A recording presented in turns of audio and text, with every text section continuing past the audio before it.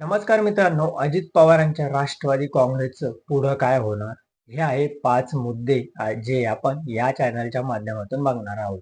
चला तर मग मी सचिन नाईक आणि तुम्ही बघत आहात आपली राजनीती चॅनल. अजित पवारांच्या निधनानंतर त्यांच्या राष्ट्रवादी काँग्रेसचं काय होणार याची चर्चा सुरू झाली आहे.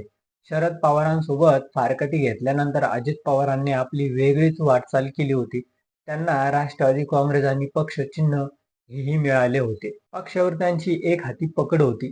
त्यांच्या ताकदी एवढा एकही नेता सध्या तरी पक्षात नाहीत. अजितदादा म्हणजे राष्ट्रवादी आणि राष्ट्रवादी म्हणजे अजितदादा असं सध्या सरळ गणित बनलं होतं. पण आता त्यांच्या निधनानंतर या राष्ट्रवादी काँग्रेसचं काय होणार हा प्रश्न उपस्थितीत होत आहेत. त्यात 5 शक्यता वर्तवल्या जात आहेत. त्यावर आपण एक नजर टाकूया. त्या अगोदर चॅनलला नवीन असेल तर सबस्क्राईब नक्की करा. मग सुरुवातीचा मुद्दा असा येतो की राष्ट्रवादीच्या धुरा सुनेत्रा पवार सांभाळणार याकडे थोडं लक्ष देऊया. सध्याच्या परिस्थितीत अजित पवार नंतर राष्ट्रवादीची सध्या धुरा खासदार असलेल्या सुनेत्रा पवार सांभाळण्याची शक्यता वर्तवली जात आहे. सुनेत्रा पवार या प्रत्येक गोष्टीत अजित पवारांसोबत राहिल्या आहेत. त्यामुळे त्यांना राजकारणाचा आणि अजित पवारांच्या राजकारणाचा अनुभव आहे. शिवाय पवार घराण्यातील व्यक्ती असल्याने त्यांच्यामुळे पक्ष एकसंघ ठेवण्यात मदत होईल.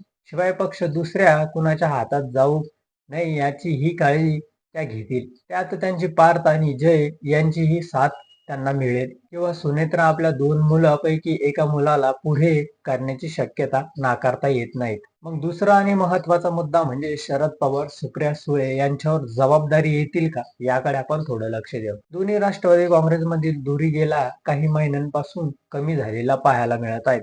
दोन्ही राष्ट्रवादी एक झाली पाहिजे अशी कार्यकर्त्यांची भावना आहेत. त्यानुसार नगरपालिका, महानगरपालिका, जिल्हा परिषद निवडणुका राष्ट्रवादीचे 2 गट एकत्र लढत आहेत. त्यामुळे सध्याच्या परिस्थितीत पुन्हा एकदा शरद पवारांना गळ घातली जाऊ शकते. ते पुन्हा एकदा पक्षाचे अध्यक्ष होऊ शकतात.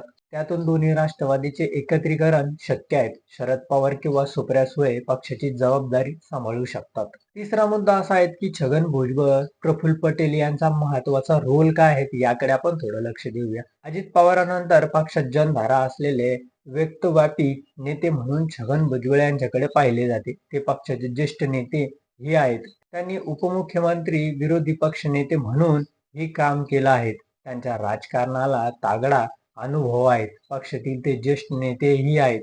त्यामुळे ही पक्षाची जबाबदारी सांभाळण्याची विनंती केली जाऊ शकते किंवा भुजबळ स्वतः पक्षाचे नेतृत्व करण्यासाठी तयार होऊ शकतात. शरद पवारांनंतर पक्षात 2 नंबरचे स्थान भुजबळला राहिले आहेत. त्यामुळे तेही राष्ट्रवादी काँग्रेसचे नेतृत्व करू शकतात. शिवाय प्रफुल्ल पटेल यांनाही नेतृत्वाची संधी मिळू शकते. मग चौथा मुद्दा, अनेक नेते वेट अँड वॉचच्या भूमिकेत घेणार आहेत. याकडे आपण थोडं लक्ष देऊया.